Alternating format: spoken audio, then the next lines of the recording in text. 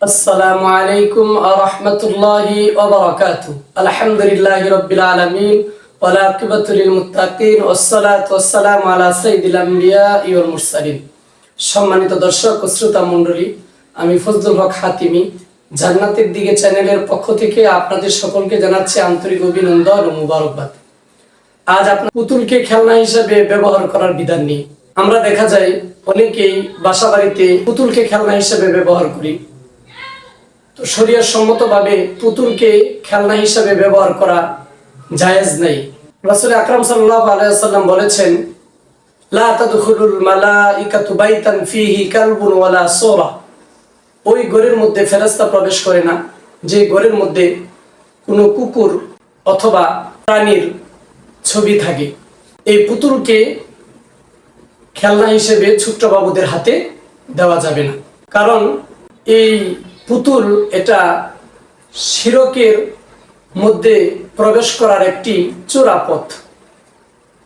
এই ছোট্ট এই শিরকের মধ্যে অনুপ্রবেশের চোরা পথকে যদি আমরা সহনীয় করি নেই, তাহলে দেখা যাবে এই ছোট্ট মনিদের মনস্তান্ত্রিক অবস্থাটা এমন হবে যে ইসলামী যে একটা ভাবধারা এটা তাদের মধ্যে থাকবে না। তারা ছোটবেলা থেকে এটাকে লালন পালন করবে এবং বড় হয়ে তারা এই মূর্তির প্রতি একটা তাদের আকর্ষণ বা দিলের টান থেকে যাবে।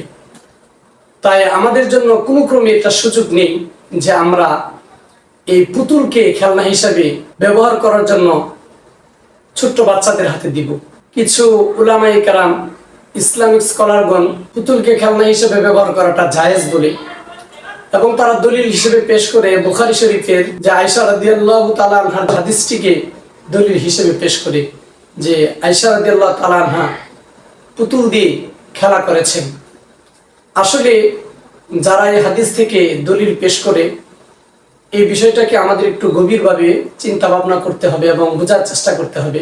আম্মা জান হযরত আয়েশা রাদিয়াল্লাহু তাআলা আনহা যে পুতুল দিয়ে খেলা করেছিলেন, এক নম্বর কথা হলো এই হাদিসটি তদানীন্তনকালে ওই সময়ের জন্য এটা পুতুলকে খেলনা হিসেবে ব্যবহার করাটা জায়েজ ছিল, কিন্তু এখন এটা জায়েজ নেই। দ্বিতীয় নম্বর বিষয় হলো আম্মা জান হযরত আয়েশা রাদিয়াল্লাহু তাআলা আনহা যে পুতুল দিয়ে খেলা করেছিলেন ওই পুতুলটা ছিল কাপড়ের। তাহলে আমরা যে পুতুলগুলো বাবুদের খেলনা হিসেবে ব্যবহার করার জন্য দিচ্ছি এগুলো কিন্তু কাপড়ের নয় এবং এই পুতুলগুলো কিন্তু মূর্তির সদৃশ। আমরা যদি গভীরভাবে একটু খেয়াল করি তাহলে আমরা দেখব যে এই পুতুলগুলো কিন্তু একেবারে মূর্তির সদৃশ বা জীবন্ত প্রাণীর সদৃশ। আল্লাহ রাসূল সাল্লাল্লাহু আলাইহি ওয়াসাল্লাম বলেছেন যে ঘরের মধ্যে কুকুর থাকবে, কোনো ছবি থাকবে, ওই ঘরের মধ্যে ফেরেশতা প্রবেশ করবে না। তাহলে আপনি একটু ভেবে দেখেন, আপনার ঘরে যদি এই মূর্তি প্রতিকৃতি এই পুতুলগুলো থাকে তাহলে আপনার ঘরে কিভাবে ফেরেশতা প্রবেশ করবে আর কিভাবে বা এটা জায়েজ হওয়ার উপর প্রমাণ বহন করবে। আসলে আমরা সুযোগ সন্ধানী, সুযোগ খুঁজি, একটু ছাড় সুযোগ পেলে আমরা অনেকটা স্বস্তি অনুভব করি এবং অনেকটা আনন্দ পাই, তৃপ্তি পাই এবং এটাকে ব্যবহার করার জন্য বা এই সুযোগটা গ্রহণ করার জন্য অনেক উৎসাহী এবং আগ্রহী হই। কিন্তু আসলে এই জিনিসটা আমার শরীয়ত কতটুকু সমর্থন করে এটা হচ্ছে মেইন বিষয়।